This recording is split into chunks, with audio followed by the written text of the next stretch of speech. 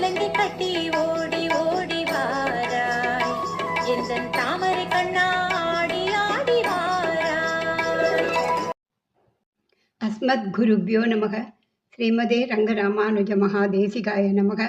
ஸ்ரீமதே வராக மகாதேசிகாய நமக. தர்மத்தை நிலைநாட்ட யுகந்தோறும் அவதரிப்பேன் என எம்பெருமான் மொழிந்தான். கம்சனின் கொடூரங்களால் பூமிபாரம் தாங்காது பூமாதேவி பெருமானை வேண்ட மதுராவில் தேவகி வசுதேவருக்கு காராகிரகத்தில் ஆவணி அஷ்டமி ரோகிணி நன்னாளில் அவதரித்தான் கண்ணன். அடியேன் வசந்தா தேவராஜன். ஸ்ரீ ஜெயந்தியை முன்னிட்டு அவதார மகிமையை அனுபவித்தோம். இனி அவன் பால லீலைகளை கண்ணனின் மேல் ஆறா காதல் கொண்ட ஆழ்வார் ஆச்சாரியர்கள் அருளித்தந்த திவ்ய பாசுரங்களின் உரையுடன் அடியேன் சிறுமதிக்கு எட்டிய அளவு பகிர விரும்புகிறேன். இதற்கு ஓர் தளம் அமைத்து கொடுத்ததற்கு அயவதனா ஆன்மீக பள்ளி காணொளி நடத்தும் திருமதி ஜனனிக்கு எனது நன்றிகள். கண்ணனை அவனது சேஷ்டிதங்களை கூடியிருந்து கொண்டாடுவோம். வந்தே பிருந்தாவனச்சரம் வல்லபீஜன வல்லபம் ஜெயந்தி சம்பவம் தாம வைஜயந்தி விபூஷணம். சுவாமி தேசிகன் கோபால விம்சதியில் இந்த ஜோதியான ஒளிக்கு முன் தலை வணங்குகிறேன். ஸ்ரீ ஜெயந்தி அன்று நம்ப முடியாத பிறப்பு நிகழ்ந்து வைஜெயந்தி என்று அழைக்கப்படும் விலை உயர்ந்த மாலைகளை அணிந்து யாதவ பெண்களின் பாசத்தை பெற்றவர் பிருந்தாவனத்தில் சுற்றி திரிபோருமான கோபாலா என்னும் ஜோதியை ஒளியை நான் வணங்குகிறேன் என்கிறார். கண்ணன் பிறந்ததே ஓர் அற்புத லீலைதானே. ஆவணி ரோகியின் மேல் அஷ்டமி திதியில் சிறைச்சாலையில் தேவகி வசுதேவருக்கு மகனாக அவதரித்தார். அவதரித்த அன்றே மதுராவிலிருந்து கோகுலத்திற்கு நந்தகோபர் யசோதை மகனாய் ஒருத்தி மகனாய் பிறந்து ஓரிரவில் ஒருத்தி மகனாய் யமுனை நதியை கடந்து கோகுலம் வந்தடைந்தான். ஆயர்பாடியலோ மகிழ்ச்சி. வெள்ளம் கரை புரண்டு ஓடுகிறது. ஓடுவார் விழுவார் உகந்தாளிப்பார் நாடுவார் நம்பிரான் எங்குதான் என்பார் என்று பெரியாழ்வார் அவர்கள் அதை மகிழ்ச்சியை அழகாக எடுத்து கூறுகிறார் தனது திருமொழியில். கண்ணனை அவனது அழகிய லீலைகளை பாடாதவர்களே கிடையாது. ஆண்டாள் பாலாலிலையில் துயில் கொண்ட பரமன் வலைப்பட்டிருந்தேனே என்றும் கஞ்சை காய்ந்த கருவில்லி கடைக்கன் என்றும் சிறைக்கோளால் நெஞ்சு ஊடுருவ தளர்ந்து நெய்வேனே என்றும் அவனை நினையாத நாளே இல்லை. பொய்கையாழ்வார் என்பவர் தனது ஒரே பாசுரத்தில் திருவந்தாதியில் 54வது ஸ்லோகத்தில் இக்கண்ணனின் எல்லா சேஷ்டிதங்களையும் பாடுகிறார். அரவம் அடல் வேழம் ஆண் குருந்தம் புல்வாய் குரவை குடம் முலை மல் குன்றம் கரவு இன்றி விட்டு இறந்து மேய்ந்து ஒசித்து கீண்டு கோத்து ஆட உண்டு அட்டு எடுத்த செங்கன் அவன். காளிங்க நர்தனம் கோலையாபீடம் பசுக்கள் மேய்த்தது மரம் சாய்த்தது பகாசுரவதம் ராசக்கிரீடை குடக்கூத்தாடியது பூதனை வதம் செய்தது கோவர்தனகிரியை பிடித்து பசுக்களை காய்த்தது என்று எல்லா சேஷ்டிதங்களையும் ஒரே பாசுரத்தில் மிக அழகாக எடுத்துரைத்துள்ளார் இவர். திருமழிசையாழ்வாரோ தனது திருச்சந்த விருத்தம் 40வது பாசுரத்தில் ஆனை காத்து ஓர் ஆனை கொன்று அது அன்றி ஆயர் பிள்ளையாய் ஆனை மேய்த்து ஆ நெய் உண்டி அன்று குன்றம் ஒன்றினால் ஆனை காத்து மை அரிக்கண் மாதரா திறத்து முன் ஆனை அன்று சென்று அடர்த்த மாயம் என்ன மாயமோ என்கிறார். ஆனை காத்து முதல் யானையை காத்து, அடுத்த ஆனை மேய்த்து பசுக்களை மேய்த்து, 3வது ஆனை காத்து பசுக்களை காத்து, 4வது ஆனை அன்று எருதுகளை அடக்கி கஜேந்திரனை காத்தார். பசுக்களை மேய்த்து கோவர்தன மலையை தூக்கி ஆனிரையை காத்தார். நப்பிண்ணை பிராட்டியை காக்க எருதுகளை அடக்கினார். என்ன ஓர் கவிநயம் இவரது பாடலில். நம்மாழ்வாரோ கிருஷ்ணாவதாரத்தில் தோய்ந்த ஆழ்வார் என்று கூறுவார்கள். கண்ணனின் எளிமையை மிக அழகாக எடுத்து கூறுகிறார். பத்துடை அடியவர்க்கு எளியவன் பிறர்களுக்கு அரிய வித்தகன் மலர்மகள் விரும்பும் நம் அரும்பெறல் அடிகள் மத்து உரு கடை வெண்ணெய் களவினில் உறவிடை ஆப்புண்டு. இந்த வரிகளை பாடிவிட்டு மயங்கி விட்டாராம். உலகேழும் ஆளும் தெய்வம் யசோதை கையால் அடிவாங்கி கயிற்றுக்கு கட்டுப்பட்டு இவ்வளவு எளியவனாக ஒருவன் இருக்க முடியுமா என்று 6 மாதம் மயங்கி இருந்தாராம். பிறகு எழுந்து 4வது அடியை எத்திரம் உரலினோடு இணைந்திருந்து ஏங்கிய எளிவே என்று அவனது எளிமையை மிகவும் பாராட்டி பாடுகிறார் தனது திருவாய்மொழி 1:3:1 என்று. பெரியாழ்வார் கண்ணனின் அவதாரம் தொடக்கமாக ஒவ்வொரு சேஷ்டிதங்களையும் தன்னை யசோதையாய் பாவித்து பாசுரங்கள் பாடியுள்ளார். அதில் இன்று நாம் அனுபவிக்கப் போகும் பாசுரங்கள் 2ஆம் பத்து 9ஆம் திருமொழி பிள்ளை விளையாட்டு. கண்ணன் தன்னுடைய பால்ய பருவத்தில் பண்ணும் சேஷ்டிதங்களை பெரியாழ்வார் மிக அற்புதமாக அனுபவித்து கொடுத்துள்ளார். வெண்ணெய், பால், தின்பண்டங்களை பிற வீடுகளில் புகுந்து திருடுவது போன்ற செயல்களை செய்யும் கண்ணன் மீது ஆய்ச்சியர்கள் பழி சுமத்தி யசோதையிடம் குறை கூற, யசோதையோ மகனிடம் கொண்ட பாசத்தால் அவனை கண்டிக்கவும் முடியாமல், அதே சமயம் அவனது லீலைகளை புரிந்து கொள்ளவும் முடியாமல் தவிக்கிறாளாம். முதல் பாசுரத்திலேயே வெண்ணெய் விழுங்கி வெறுங்கலத்தை வெற்பிட இட்டு அதன் ஓசை கேட்கும் கண்ணபிரான், கற்ற கல்வி தன்னை காக்ககில்லோம், உன் மகனை காவாய் என்கிறாள். அம்மா யசோதா, உன் பிள்ளை கண்ணன் வந்து என் வீட்டிற்குள் நுழைந்து வெண்ணெயை முழுவதும் விழுங்கி காலிப்பானையை கல்லிலே போட்டு அது உடையும் ஒலியை கேட்டு கைகொட்டி சிரிக்கிறானே, இவன் வெண்ணெயை மட்டும் விழுங்கி இருந்தால் பரவாயில்லையே, அந்த சட்டியையும் உடைத்து விட்டானே, இவன்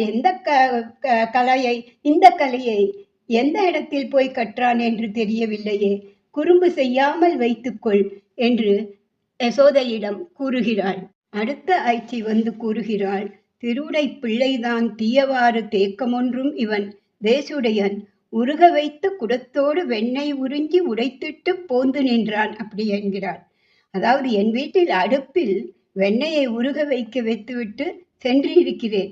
வெண்ணெய் காய்ந்து இருக்கும் என்று திரும்பி வந்து பார்த்தால் அந்த வெண்ணெயையும் முழித்து உறிஞ்சி பாத்திரத்தையும் உடைத்துவிட்டு சாது போல தள்ளி நிற்கிறானே, அவன் செய்வது நியாயமா என்று கூறுகிறாள். அடுத்தவள், பாலை கறந்து அடுப்பேற வைத்து பல்வளையால் என் மகள் இருப்ப மேலையகத்தே நெருப்பு வேண்டி சென்றிட பொழுது தங்கி பேசி நின்றேன், சாவல கிராமம் உடைய நம்பி சாய்த்து பருகிட்டு போந்து நின்றான் என்கிறான்.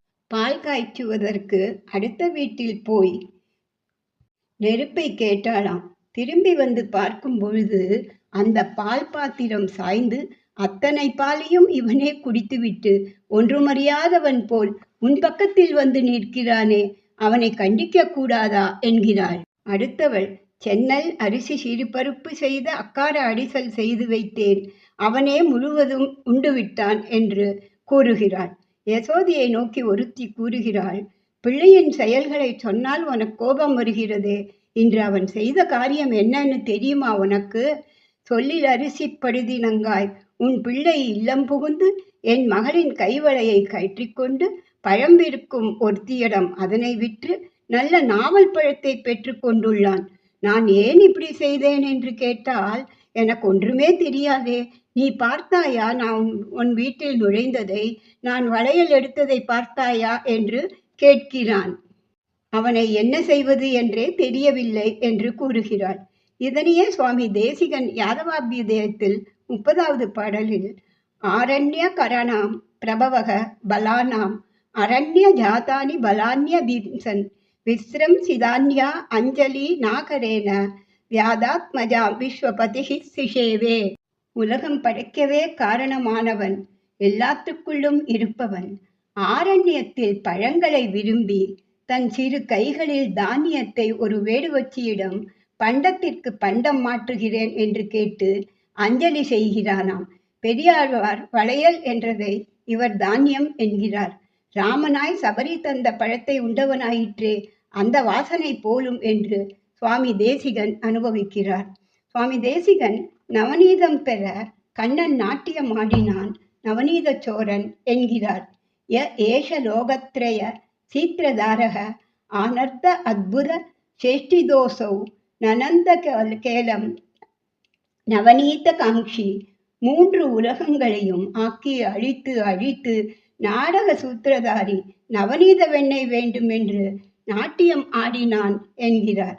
மேலும் கோபிகளிடம் பயந்தது போல் நடிப்பானாம் இந்த கண்ணன். திரஸ்யன் முகுந்தோ நவநீத சௌரியாத் நிர்புக்னகாத்ரோ நிபிருதம் ஷயானக நிஜானினிஹி சப்த அஷாம் யயாசே பத் பாஜ்ஜலிம் பால விபூஷணானி என்று வெண்ணெய் பெறுவதற்காக கோபிகளிடம் பயத்தால் தன் மேனியை குறுக்கிக் கொண்டு இருந்தபோது அவன் மேனி நடுக்கமுற்றுதாம். அவனுடைய ஆபரணங்களை சப்திக்க வேண்டாம் என்று கைகூப்பி கேட்டுக்கொண்டானாம். என்னே ஒரு ரசனை சுவாமி தேசிகனுக்கு! இதனையே பில்வமங்கலம் என்னும் லீலா சுகர் தம் கிருஷ்ண கர்ணாமிரதத்தில் மிக அழகாக வர்ணிக்கிறார். பீடே பீடே நிஷன்ன பாலக கலே திஷ்டன் கோபாலக யந்திராந்தஸ்தித துக்தபாண்டம் அவபித்ய ஆச்சாத்திய கண்டாரவம். ஒரு பலகை மேல் இன்னொரு பலகையை வைப்பானாம்.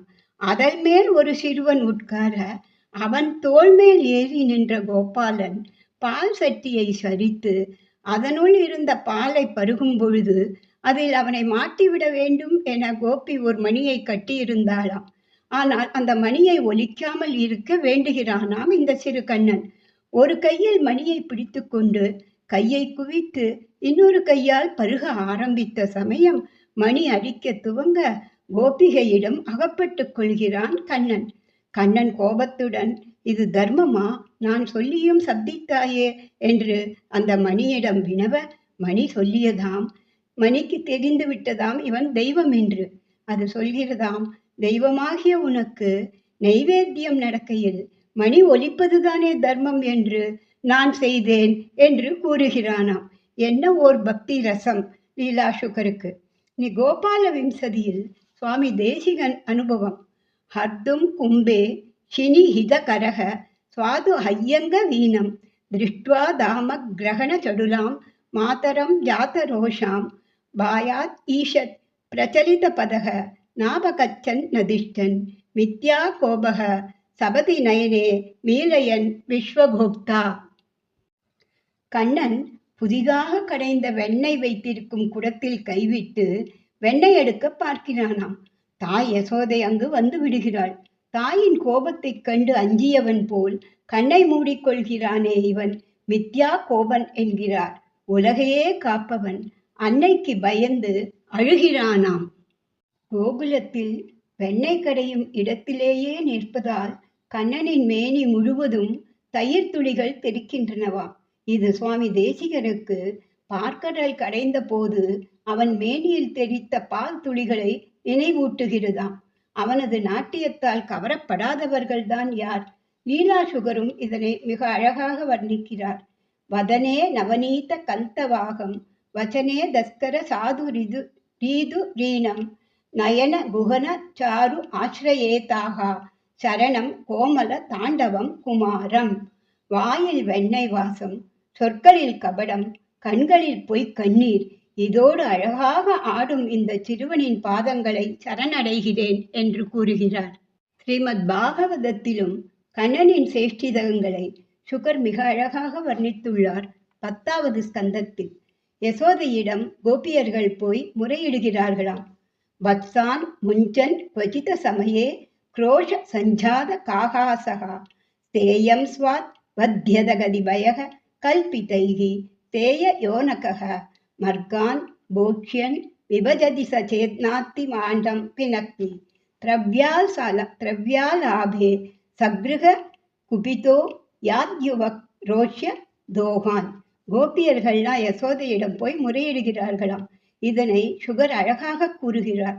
வேலை கெட்ட வேளையில் வந்து தாய்மார்கள் பால் கறப்பதற்குள் கன்றுகளை அவிழ்த்து விட்டு விடுகிறானாம். திட்டினால் அவர்களை பார்த்து சிரிக்கிறானாம். இவர்கள் எத்தனை யுக்திகள் புதுதாக கண்டுபிடித்தாலும் அவனது சாமர்த்தியன அதனை விஞ்சும் அளவு உள்ளது. தான் மட்டும் குடிக்காது நண்பர்களுக்கும் கொடுத்து விடுவானாம். அது மட்டுமின்றி அங்கு சுற்றி திரியும் குரங்குகளுக்கும் கொடுத்து விடுகிறானாம். பால் மற்றும் தயிர் கிடைக்கவில்லை என்றால் பானைகளை உடைத்து விடுகிறானாம். இதனையே ஸ்ரீ ஜெயந்தி அன்று வெண்ணெய் பானையை உடைக்கும் உரியடி உற்சவமாக கொண்டாடுகிறார்கள் எல்லா இடத்திலும். கண்ணனின் வெண்ணெய் விளையாட்டுகளை ரசித்து கொண்டே இருக்கலாம். சமயத்தை முன்னிட்டு பெரியாழ்வார் பிள்ளை விளையாட்டு பாசுரங்களை எவர் பாடி ஆடுகிறார்களோ அவர்கள் கண்ணனுக்கு அடியார்களாகி 8 திசைக்கும் விளக்காகி நிற்பார். அவர்களின் திருப்பாதங்களை தலைமேல் அணிவேன் என்ற பலஸ்ருதியில் கூறியுள்ள பாசுரத்துடன் இதனை முடிக்கிறேன்.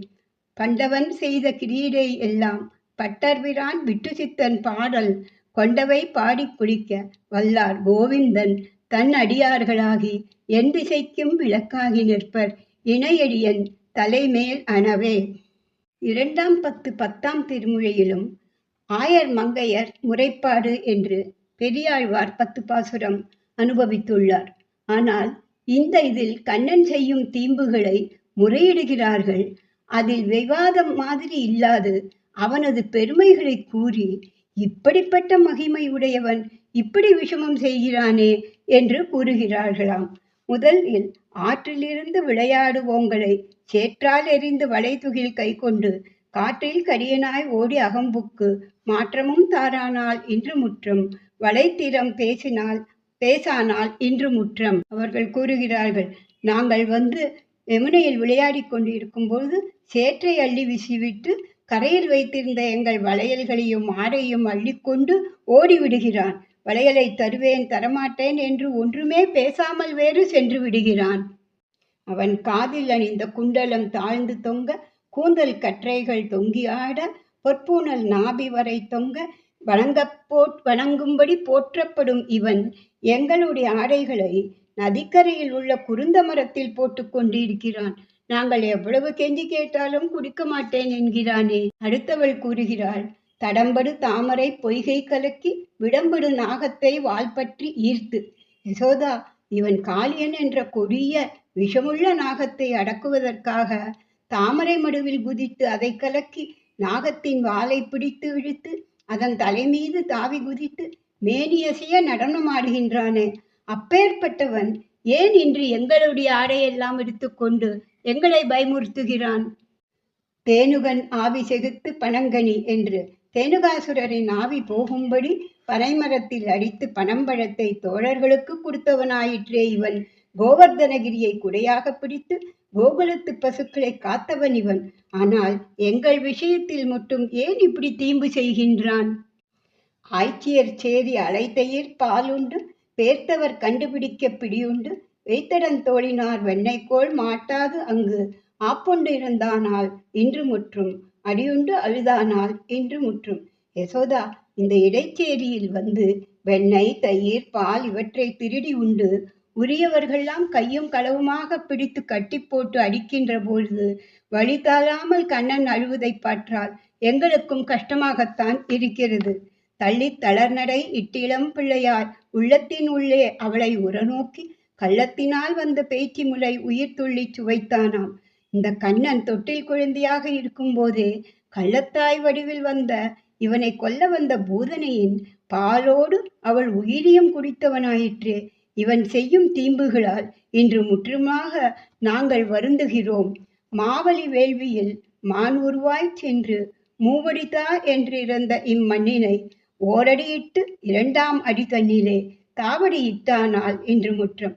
மகாபலியின் யாகத்திலே வாமனனாய் சென்று 3 அடி மண் யாசித்தான்.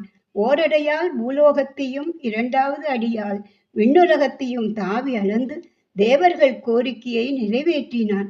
இப்படிப்பட்ட கண்ணன் உலகத்தையெல்லாம் அளந்தவன் எங்களை போய் தீம்பு செய்கின்றானே. தாழை தன்னாம்பல் தடம் பெறும் பொய்கைவாய் வாழும் முதலை வலைப்பட்டு வாதிப்புண் வேழம் துயிர்கெட விண்ணோர் பெருமானாய் ஆடிப்பணி கொண்டானால்.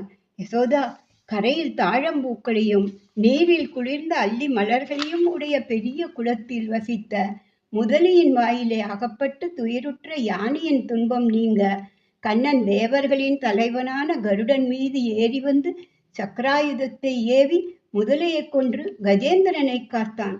ஆனால் அருகிலே உள்ள எங்களிடம் கருணை காட்டாவிட்டால் நாங்கள் அழிந்து விடுவோம். நாங்கள் என்ன செய்வோம்? ஏன் இவன் எங்களிடம் மட்டும் இப்படி தீம்பு செய்கின்றான் என்று யசோதையிடம் எல்லோரும் போய் கூறுகிறார்கள். வானத்து எழுந்த மழைமுகில் போல் எங்கும் கானத்து மேய்ந்து கழித்து விளையாடி ஏனத்துருவாய் கிடந்த இம்மண்ணினை தானத்தே வைத்தானானால் வானக் கருமுகில் போல வராகமாய் அவதரித்து காடுகளில் மேய்ந்து மகிழ்ச்சியுடன் விளையாடிக் கொண்டே வெள்ளத்தினால் இரண்யாட்சனால் கடலுள் மூழ்கிய பூமியை தன் கூரிய கொம்பினால் குத்தி எடுத்து இருந்த இடத்தில் முன்னிருந்தபடி வைத்தான் இவன். இன்று இத்தகைய நாள் நாங்கள் துன்பப்படுகிறோமே, ஏன் எங்களை மட்டும் இப்படி துன்புறுத்துகிறான்? யசோதையும், கேசவனே, இங்கே போதராயே, கில்லேன் என்னாது இங்கே போதராயே, நேசமில்லாதார் அகத்திருந்து நீ விளையாடாதே போதராயே, தூஷணம் சொல்லும் தொழுவத்தை மாறும் தொண்டரும் நின்ற இடத்தில் நின்று தாய் சொல்லிக் கொள்வது தன்மம் கண்டாய் தாமோதரா, இங்கே போதராயே என்று அவனை கண்ணனை கூப்பிடுகிறாள். கேசவா, வரமாட்டேன் என்று அடம் பிடிக்காமல் இங்கே வா. பிரியமில்லாதவர் வீட்டிற்கு நீ ஏன் போய் விளையாடுகிறாய்? உன் மீது குற்றம் சொல்லும் வேலைக்காரிகளும் வேலைக்காரர்களும் இருக்கும் இடத்திலிருந்து இங்கே வா. தாயார் பேச்சை கேட்டு நடப்பதுதானே தர்மம். தாமோதரா, நீ இங்கே வந்து விடு என்று கூப்பிடுகிறாள்.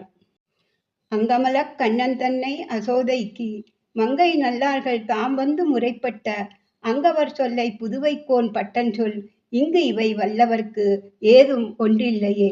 மங்கையர்கள் எல்லோரும் யசோதையிடம் முறையிட்டதை ஸ்ரீவில்லிபுத்தூரில் வாழும் பெரியாழ்வார் தீர்க்க தரிசனத்துடன் பார்த்து பாசுரங்களை பாடி மகிழ்ந்தார். இப்பாசுரங்களை பக்தியுடன் படிப்பவர்களை துன்பங்கள் நெருங்குவதில்லை என்று சொல்லி பலனையும் சொல்லி தலை கட்டுகிறார். அபிநவ நவநீத நிகமாபீத துக்கம் தாதிகண பரிதிக்தம் முக்தமங்கம் முரரே திசது புவன கிருஷ்ண சேதித்த பிஞ்ச குச்சா சவீனவக்திகி பிஞ்ச லஞ்சிதம் வஞ்சிதம் வா. புதிய வெண்ணெய் உண்பதும் பால் அருந்துவதும் உடல் முழுவதும் பளபளக்கும் தயிரை பூசி மூவுலகில் உள்ள மக்களின் பெருந்துன்பங்களை நீக்கும் கிருஷ்ணரின் அழகிய வடிவங்கள் என்றும் நாம் நினைத்திருப்போம். அதுவே நம் விருப்பங்கள் எல்லாம் நிறைவேறட்டும். சர்வம் ஸ்ரீ கிருஷ்ணார்ப்பணம். ஆழ்வார் ஆச்சாரியர் திருவடிகளே சரணம். குட்டி கிருஷ்ணரோட கதையை கேட்கறதுக்கு யாருக்கு தான் பிடிக்காது? குட்டி குழந்தையிலேருந்து ஆரம்பிச்சு வயசான பாட்டி வரைக்கும் எல்லாரும் அவ்வளோ சந்தோஷமா அனுபவிச்சு கேட்கக்கூடிய ஒரு கதை தான் வந்து கிருஷ்ணரோட கதை. நார்மலாவே பெருமாளோட கதைகளை கேட்கணும்னாலே எல்லாருக்கும் பிடிக்கும். அதுவும் கிருஷ்ணர்னா ரொம்பவே ஸ்பெஷல். அந்த மாதிரி அந்த கிருஷ்ணர் பிறந்தது, அவர் பண்ண சேஷ்டைகள் எல்லாத்தையும் ரொம்ப அழகா ஒரு எவ்வளோ நேர்த்தியா அதை வந்து கோர்வையா கொண்டு போயிருக்கா வசந்தா மாமி அப்படின்னா, பெரியாழ்வார் பாசுரங்கள்ல எடுத்து ஆண்டாள் கிருஷ்ணர் அனுபவிச்சது, பொய்கை ஆழ்வார் அனுபவிச்சது, நம்மாழ்வார் அனுபவிச்சது, அதே மாதிரி யாதவாபியுதயம் போய், கிருஷ்ண கர்ணாமிருதம் போய், கோபால விம்சதி போய், ஸ்ரீமத் பாகவதம் போய், இங்கெல்லாம் எங்கெங்கெல்லாம் பெருமாளோட சேஷ்டைகளை வந்து சொல்லியிருக்காளோ அது எல்லாத்தையும் ஒரு சேர கொண்டு வந்து ஒரு கோர்வையா நம்மளுக்கு ஒரு உபன்யாசமா கொடுத்தா வசந்தா மாமி. இது வந்து அவ்வளோ ஈஸியான வேலையெல்லாம் கிடையாது. இப்போ பெரியாழ்வார் பாசுரங்கள்லேருந்து சொல்லுன்னா நம்ம வந்து சொல்லிடலாம். பட் மாமியோட வேலை எப்படின்னா, எல்லாத்துலேயும் போய் பார்த்து எல்லாத்தையும், அதாவது தனக்கு தெரிஞ்ச விஷயத்த 4 பேரோட பகிர்ந்துக்கிறோம் இல்லையா, நாலேஜ் ஷேரிங்னு சொல்கிறோம். அது மாமி கிட்ட நிறையவே இருக்குன்னு சொல்லலாம். அதே மாதிரி எங்கெல்லாம் இருக்கு. இப்போ இது எல்லாருக்கும் இப்போ யாதவாபியுதயம் பற்றி தனியாக சொல்லணும்னா சொல்லுவோம், இல்லை பாகவதம் பற்றி தனியாக சொல்லணும்னா சொல்லுவோம். பட் ஒரு டாபிக்கு எல்லாத்துலேயும் எங்கெங்க இருக்குன்னு கரெக்டாக கண்டுபிடிச்சு ரொம்ப அழகாக நேர்த்தியாக கோர்வையாக பெருமாளை அனுபவிக்க வச்சா. நம்ம எல்லாரையும் தானும் அனுபவிச்சு கூடியிருந்து குளிர்ந்தேலோர் அப்படிங்கிற மாதிரி தானும் அனுபவிச்சு எல்லாரையும் அனுபவிக்க வச்சா. மாமியோட சேர்ந்து என்னோட சேர்ந்து நீங்க எல்லாரும் கூட பெருமாளோட அந்த சேஷ்டைகளை வந்து அனுபவிச்சிருப்பீங்கன்னு நினைக்கிறேன். ரொம்ப தேங்க்ஸ் மாமி. அழகா எல்லா இடத்துல இருந்தும் அந்த கோட்ஸ் அதை எடுத்து சொன்னதுக்கு ஹயவதநாத ஸ்லோகா ஸ்கூல் சார்பாக உங்களுக்கு மனமார்ந்த நன்றிகளை தெரிவித்துக் கொள்கிறேன்.